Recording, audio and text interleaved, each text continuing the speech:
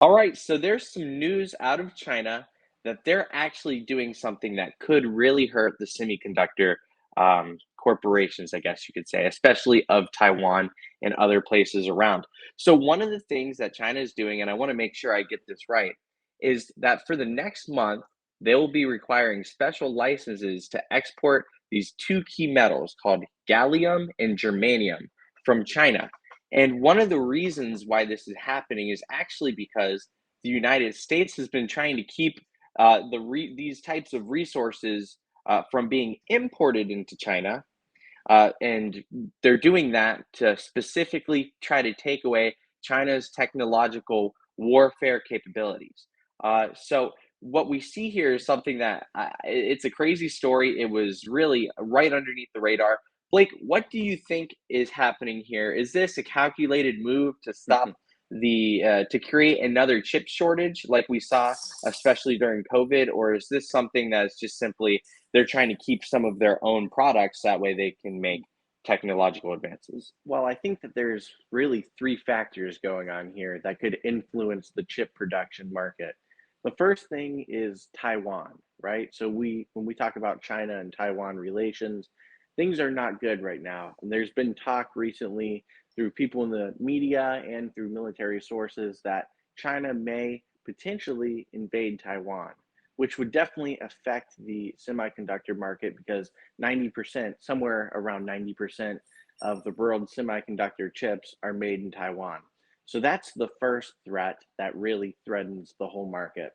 The second one is actually, you mentioned some of those precious metals, but gold, aluminum, and silver and platinum, those are basically the four metals that also are inside of the semiconductor chip when they're created. And Hmm. so not only is this move affecting, those metals that you mentioned earlier that I honestly don't know much about, but gold, silver, and platinum prices are probably going to be on the rise. So keep your eye out for that. And then finally, like you said, is this going to create an artificial chip shortage? Potentially, it's hard to say because there is the expansion of the chip creation within the United States. Taiwan still, as of right now, has the ability to export their chips. So, is it going to create a shortage? Potentially, but really, what I'm looking at is the longer range view, depending on what China does in regards to Taiwan. Then I would be scared of the chip shortage. But as of right now, this is probably just a strategic move to kind of warn the US to kind of stay in their lane. And I mean, if you look at some of the manufacturing jobs over in China, a lot of the things that China makes and that they're well known for use these types of materials, just like you said, from smartphones to, I mean, there's even chips in everyone's cars these days that regulate fuel flow and, Yeah. um, computerized systems, so to speak. So that's not something that would necessarily be uncommon, but I just find it interesting that they're basically stockpiling their own resources.